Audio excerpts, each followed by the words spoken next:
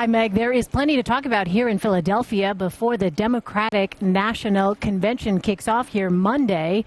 Here with me to discuss, CBS News senior political editor Steve Chigueras and host of The Filter on Sirius XM Radio, Nomiki Konst. All right, Steve, first to you. What can you tell us about Debbie Wasserman Schultz? Well, there are reports that she not only has been removed from a speaking slot during the convention itself, but her role as convention chairwoman, meaning gaveling in, gaveling out, all the procedural stuff, she's now not going to be doing that as well, according to these reports. Do we have any sense of what was the behind-the-scenes maneuvering at this point?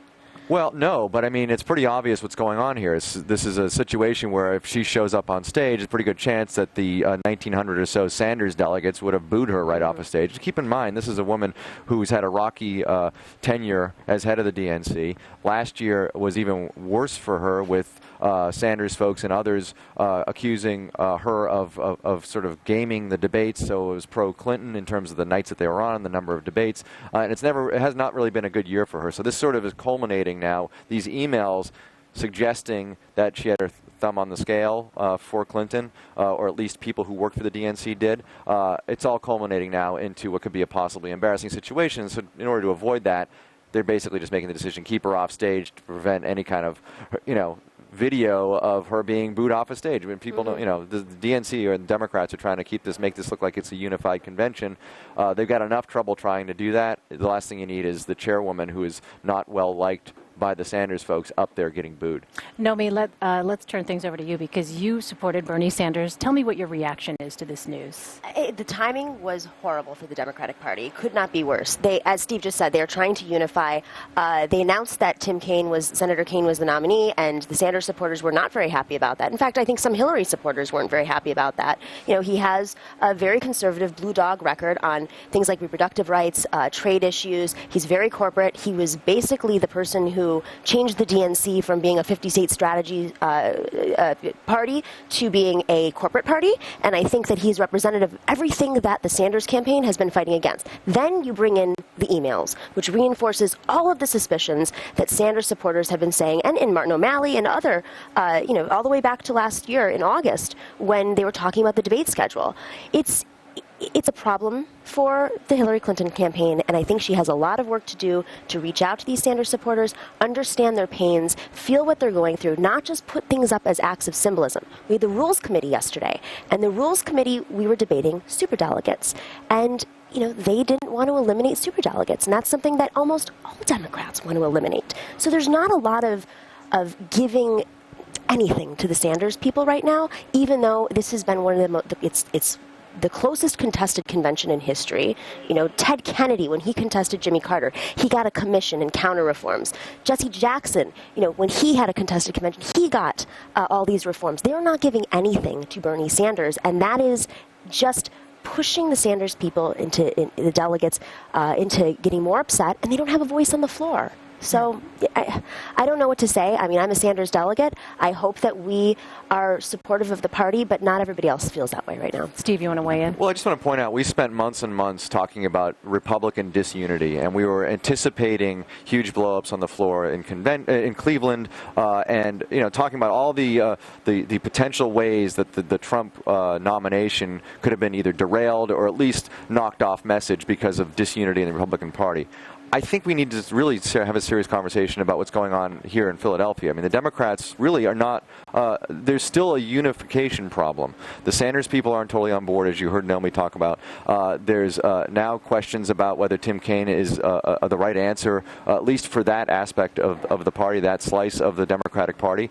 There is a significant number of Sanders delegates on the floor of this convention. This isn't like in Cleveland, where the vast majority of the bound delegates were Trump delegates. And then, as we saw by the end, yes, it was a rocky week for the Republicans, but by the end, there seemed to be some sort of unity behind Trump, as you saw with Cruz getting booed off stage. it's going to be really interesting to see how Sanders delegates react on the floor here. There's 1,900 strong in this room all week. And I think there's a feeling, as Nomi said, that they haven't been really paid attention to by the Clinton campaign and by the DNC, and this email thing really sort of fans the flames of that. This is really sort of evidence of their argument for the last year that the DNC was not on board with them. And so I think we should watch very, very closely what happens this week. All right. Before you get to that point, Nomi, let's go ahead and play some sound from Senator Sanders, because this is something that, as Steve pointed out, as Nomi, as you've said as well, that he said has proved what he has been saying for months. Let's go ahead and play that for our viewers.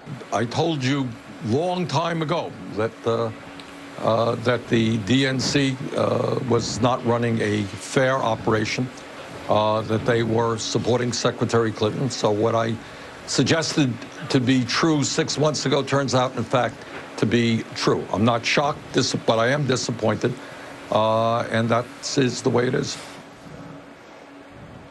So, Nomi, this is not news to him necessarily. Mm-hmm. And some of the language in those emails from the chair, she made she used very strong words against the campaign manager for Bernie Sanders, Jeff Weaver, calling him a scumbag, calling him an ass, about things that were actually true. You know, he went on and he said no chairs were thrown at the Nevada convention, and indeed no chairs were thrown, and she called him a liar. And so you see that all documented in these emails. You know, I think not only is W. Wasserman Schultz's time up, all those people, the CFO, who were making very strong religious remarks, anti-Semitic, it was very strategic and like dark language about Bernie Sanders, like how to set him up as being somebody who's not religious, is an atheist, isn't a real Jew, and that's something he should be let go. But I think the thing that we have to keep in mind here is these are Democrats. These are people who have felt disaffected, who have wanted a progressive voice. The party is much more progressive. The people in the room are Democrats. These are not just the new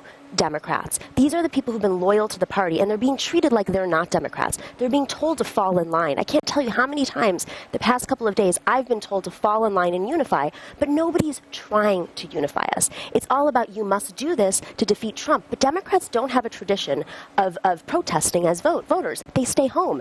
And if Hillary Clinton can't keep that base inspired, including the blue-collar workers who are against TPP and who will go to Trump, she has a big problem. She has a problem in Ohio. She has a problem in Pennsylvania. She has a problem in the South as well, because this is the base of the party, but it's a much larger base than it's ever been. Okay, we just want to point out to our viewers what we were showing a moment ago was one of those leaked emails.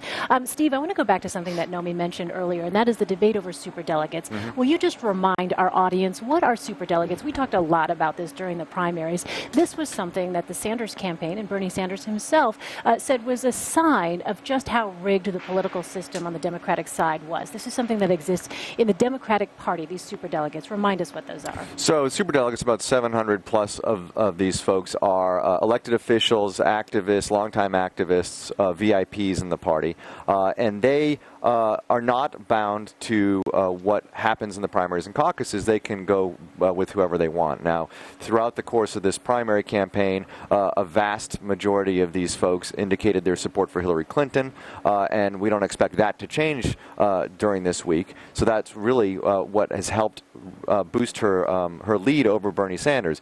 In terms of elected or bound delegates, she has a couple of 100 delegate lead, but if you add the 600 or so superdelegates to it, she has a huge lead on him. Still, the Sanders folks figure this is part of a rigged system, and you hear Donald Trump actually sort of fanning the flames, saying, "Oh, the Democratic system is rigged." You know, Bernie Sanders got jobbed out of the nomination. I don't know if that's totally true. This is a system that's been in place for 30 years, but there's definitely a movement to try to change the superdelegates, and the Sanders folks got a bit of a concession from the Clinton folks last night. I mean, it's not exactly what the Sanders folks wanted, which was to completely eliminate the idea of superdelegates, but they got a concession in that they'll put a commission together to look at how influential the superdelegates are in future elections, mainly let elected officials continue to be superdelegates, but the ones who aren't elected become bound based on the results of primaries and caucuses. That's sort of the gist where it's going. So there'll be fewer superdelegates, perhaps, in future contests. And one thing to keep in mind, I was at the Rules Committee yesterday. The superdelegates were never meant to declare their support a year before. You know, these superdelegates, 470 of them, announced announced in August of 2015 that they were going to be supporting Hillary Clinton. And that sent the message that the establishment was behind her. And it also blocked any other candidates, maybe Joe Biden, from entering the race. And they were really supposed to be there as an insurance policy when they were set up in 1984 after the Hunt Commission in 81 to be the insurance policy from somebody like a Donald Trump from entering the party. And it was also when the country was more conservative. The country is much more fiscally progressive and socially progressive today. All right, really quickly, Nomi, you have talked to a lot of your fellow Sanders delegates. How angry are they, and do you know what they plan to do during this convention? There's an inside strategy and there's an outside strategy. Yeah. I know that there are a lot of different organizations and movements outside of the convention who are staging very strategic types of protests, civil disobedience in a very tasteful way. Nothing over the top. Hopefully, there won't be any rogue protesters out there to disrupt it. Inside, I think that the delegates feel like they don't know where they're going. They don't know if they have a voice. I mean, there aren't going to be any floor fights.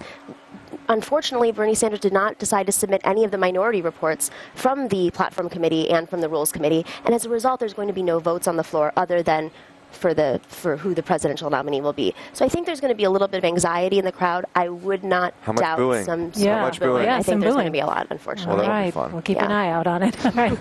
Nomiki Khan, Steve Chigueras, thank you both so much. Thank you.